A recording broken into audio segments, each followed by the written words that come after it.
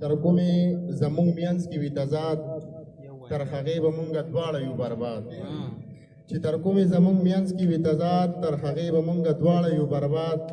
دا ټول یو دي د اسلام په دایره کې دا ټول یو دي د اسلام په دایره کې ستا کابل لکه زما اسلام آباد زه باغي یم ستا له داسې نظریې نه زه باغي یم ستا له داسې نظریې نه چې تور نه مني او سپین وي زنده‌باد پښتون چا بندیوان کړی د یارانو پښتون چا بندیوان کړی د یارانو د ازل نه تر دې دمه دی آزاد چې موږ دواړه پکې یو بل نه خفه یو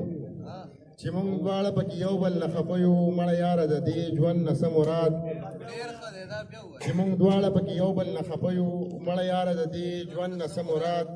ننګیال نر دی خدا ستا مخکې ګونګېږي ننګیال نر دی خدا ستا مخکې ګونګېږي خدای خبر چې دا پتا یې څنګه بیداد او د غزل نور یو څو شعرونه دي چې تاسو یې رنګ ته ګورئ زه پکې جذبې ته ګورم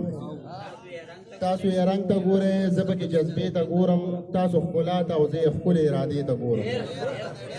مننه تاسو یې رنګ ته ګورئ زه پکې جذبې ته ګورم تاسو ښکلا او زه یې ښکلې ارادې ته ګورم ما خو انسان نه ما خو تل انسانیت خوښ کړی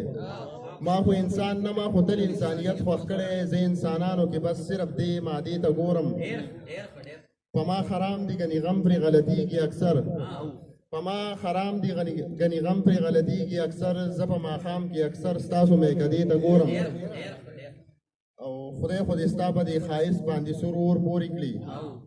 خدای خو دې ستا په دې ښایست باندې سرور پورې کړي چې زه دې مخ ته ګورم زړه کې دې تیارې ته ګورم مننه خدای خو دې ستا په دې ښایست باندې سرور پورې کړي چې زه دې مخ ته ګورم زړه کې دې تیارې ته ګورم او اسپا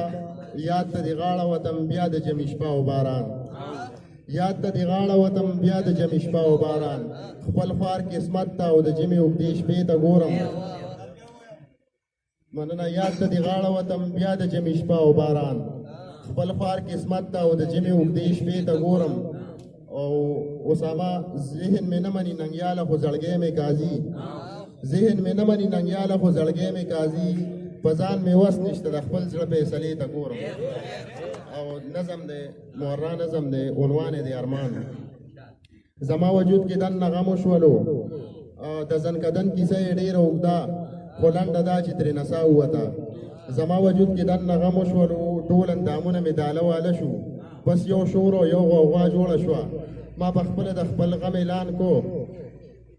په خولو ګونګې وم خو زړه مې جړل دغه اعلان زما د مرګ چې کوم دا مې جړل نو دا جړه اعلان و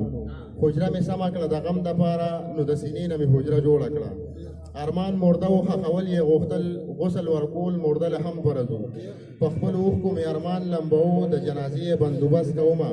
ما د مزغونه مقبره جوړه کړه ستا د وعدونه مې کفن ساز کړی او د خطونو د تابوت جوړوم دا چې کوم مړی دی ارمان زما په خیر خیریت سره دفن یې کړمه خو ضرورت د یو ملا را پېښ دی نو ستا وعدې راته رښتیا ښکارېدې هم د هغې نه مې ملا جوړ کړی بیا مې د خپل زړه جنازګاه ته یوړل ما خپل ارمان مخې ته کېښودلو نو ستا وعدو یې جنازه وکړله مړه ارمانونه مې مزغو ته راوړل او سپنه زړه مې دفن کړه دلته زما احساس ما نه تپوس وکړلو ننګیاله دغه جنازه د څه وه ما سپنه زړه دا جواب ورکړلو دا جنازه د ارمانونو زما او دا ملا د چا وعدې او قسم دومره ماتم راته د څه نه جوړ شو نو وجه دا وه چې انکار یې وکړو نو وجه دا وه چې انکار یې